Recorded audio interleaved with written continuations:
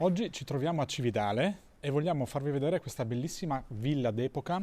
Dietro quegli alberi si sviluppa proprio il palazzo. A Cividale questa posizione sicuramente è una delle più prestigiose. Al piano terra abbiamo un bellissimo ingresso e da questa parte una splendida taverna. È uno spazio veramente molto grande, conviviale, che dà su questo cortile. La villa si sviluppa su 3 livelli fuori terra. Come vedete abbiamo il piano taverna, il primo piano che è quello dove c'è sviluppata la zona giorno e poi il livello relativo alle camere da letto.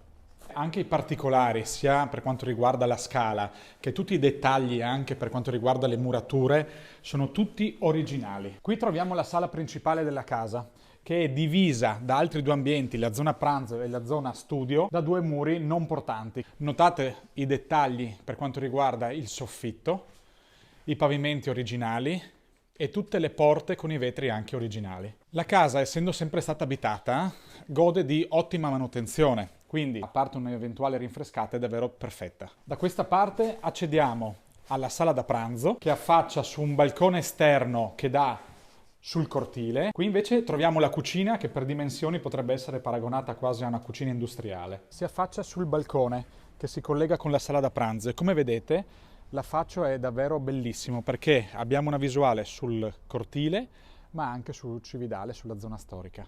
Troviamo anche un bellissimo bagno finestrato completo. Ci sono 3 camere da letto di cui 2 matrimoniali, un camerino che viene usato come stireria e un bagno finestrato molto grande. Tutta la casa, avendo 3 lati completamente liberi, è veramente molto luminosa. È uno degli affacci più belli su Cividale verso il Natisone. Siamo in una posizione davvero straordinaria perché siamo in centro storico a 2 passi dal Ponte del Diavolo. Quindi chi cerca un acquisto di una villa importante, di una villa che abbia una storia, sicuramente questa è un'abitazione ideale. Anche per questa villa abbiamo realizzato il nostro Virtual Tour 3D, quindi se avete piacere di dare un'occhiata alla casa potete cliccare direttamente sul link sotto questo annuncio e contattarci laddove vogliate venirla a vedere realmente.